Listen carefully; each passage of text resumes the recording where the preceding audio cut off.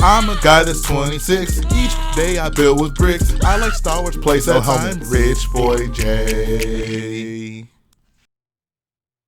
Hello boyos, Rich Boy J here back with another video, and today we have another episode of Your Questions Answered. If you're unfamiliar with the series, Your Questions Answered is a Q&A series that I do here on the channel. So if you want to see one of your questions answered, leave it in the comment section below. Make sure it is Lego, Star Wars, or Lego Stars related, and then check back next week to see if you make the cut. First question comes from Jim to the Slim. He says, "Hey Jay, love your content. I'm curious, how would you do Django's Slave 1 for $100 given that the 2019 Slave 1 was $120? Would the reduced minifigure count make the set $20 cheaper? Also, do you think Lego should listen to fans more when it comes to choosing what Lego Star Wars sets to make and release? Do you feel like Lego caters to the fans enough, or should they cater to us a bit more?" Now, in regards to the first part of this question, this is referencing last time I did a Q&A video where I just gave my rundown of like my ideal listing of sets for the summer 2022 wave. And I mentioned how my $100 set would be a Slave 1. Now, that 2019 one, that one had a considerable amount of minifigures. It had at least 6, maybe 7, I think maybe 6 total, including the like anniversary figure. So mine, I would guess, would include 2, just Django and Young Boba.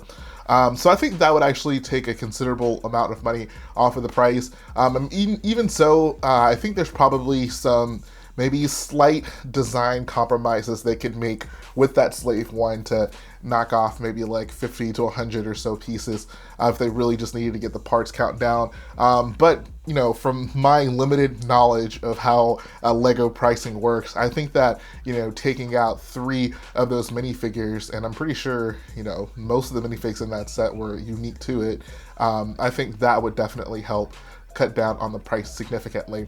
Now in regards to the second half of your question, and this is probably going to be one of the biggest topics we talk about today in regards to whether or not I feel Lego does enough to cater to us as fans.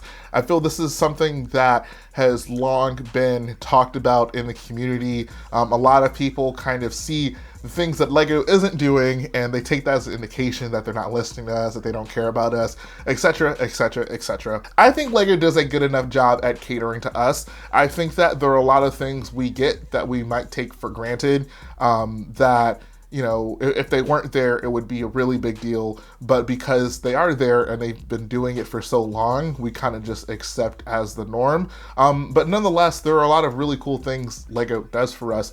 I think that the quality increase in minifigures in general, and the fact that Lego does go out of their way typically to give us unique, obscure characters that they really don't have to make, I think means a lot to us as creators. At the end of the day, I don't think, you know, Lego's target audience is going to care that there exists a Jan Dodonna minifigure. Like, I think that if that never existed, people wouldn't be, you know, outraged. It wouldn't be a big deal. But the fact that they did make him is, I think, really cool and a nice way to give us, the hardcore fans, people who have probably bought multiple X-Wings at this point, that extra incentive to buy the newest X-Wing on shelves. And I think Lego does that often, whether it be, you know, with that Jan Dodonna figure, whether it be with, you know, throwing Blue Leader into the advent calendar that came out a few years back.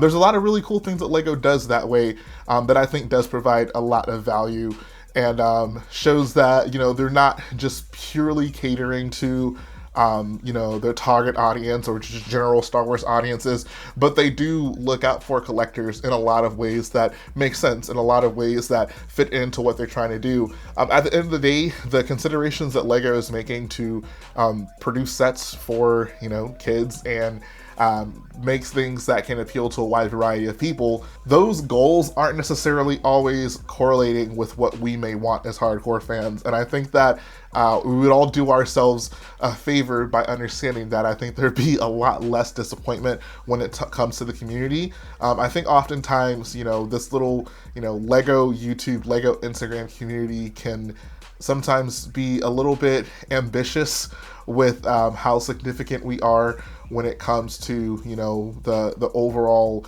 customer base to Lego Star Wars.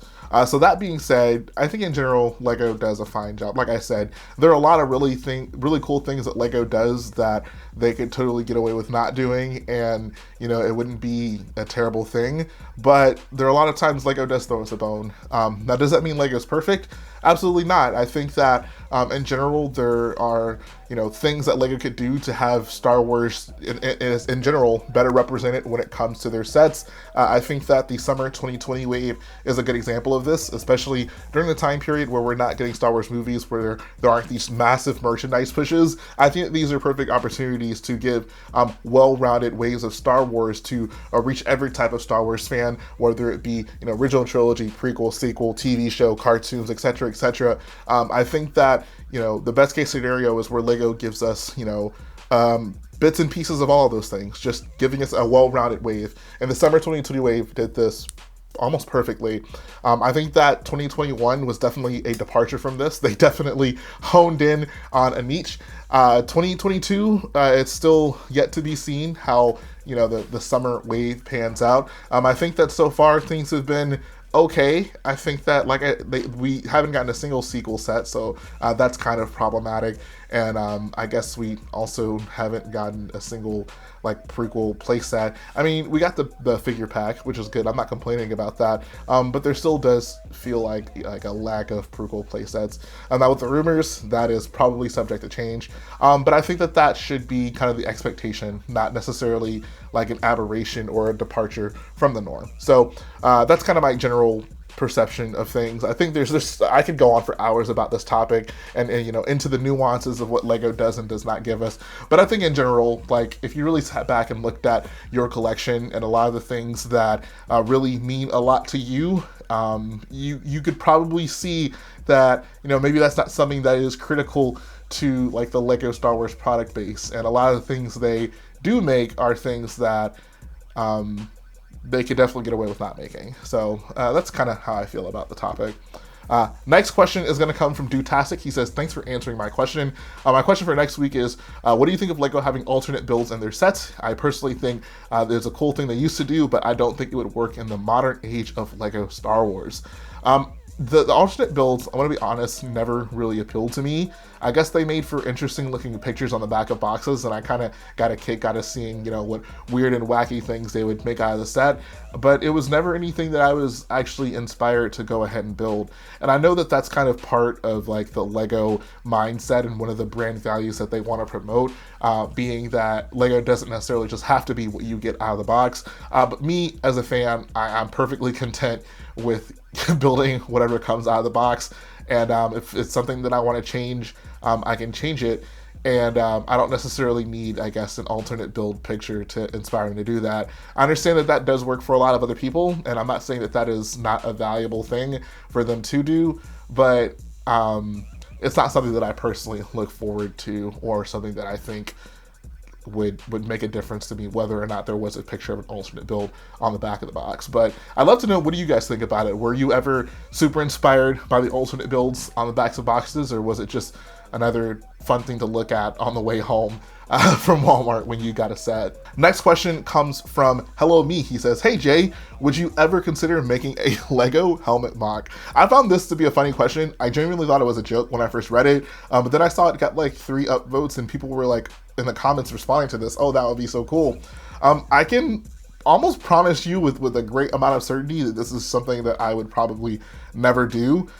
There might have been a small percentage that I would do it before Lego started making helmets, but I think that any small desire I might have had to make a custom helmet mock was just killed by the helmets replacing playsets a few years back. I mean, a few years back. It happened last year and the year before, so that's still pretty recent. And I don't know, I still just have a bad taste of brick-built helmets in my mouth, and I'm not sure at what point I'll be, you know, so over that to the point where I'll actually be motivated to want to build my own. Next question comes from Slim Bones Lego Star Wars channel. In all your years of collecting, building with Lego Star Wars, what's one significant regret that you have had? I think this could make for a great video on its own, and now that you asked this, I probably will do a dedicated video to like big regrets I have when it comes to being a Lego Star Wars builder slash collector. But just some that I guess might come off the top of my head. Minifigures are probably the biggest thing right now. Just minifigures that I had the opportunity to purchase long ago that I just didn't purchase for whatever reason. I know like the what's it called? The Angry Face Jango Fett was one that I'm pretty sure had in my cart multiple times, but I was like, oh, it's $25. That's too expensive. I could probably find it for cheaper somewhere else. So I kept putting it off, and now I'm in a situation where, I'm probably going to be spending at least like $90 to $100 on that figure if I'm lucky, which is crazy, and it sucks, and it's wild, and I don't even know how we got to this point. I mean, I know how we got to this point, but it's still, I never would have imagined we would get to this point where so many of these minifigures for Lego Star Wars are just insanely expensive. But I mean, that along with some other figures that I might have purchased back in the day that I didn't purchase, my wallet will definitely be paying the price for it now. Outside of that, in general, as a builder,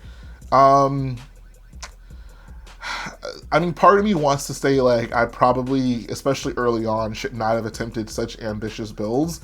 Because, like, I think that, for example, my Scarif MOC, if we had just, like, maybe condensed it down even slightly, we would have had a more polished, finished-looking end product. But I think that because that was kind of where we went out of the gate, that set the tone for a lot of the things I do now and a lot of my lofty goals as a builder. So on one hand, yeah, I'd probably have a more polished looking resume of large builds if I were less ambitious. But I think that ambition is what drives me. That ambition is what sets me apart from really any other person in the community.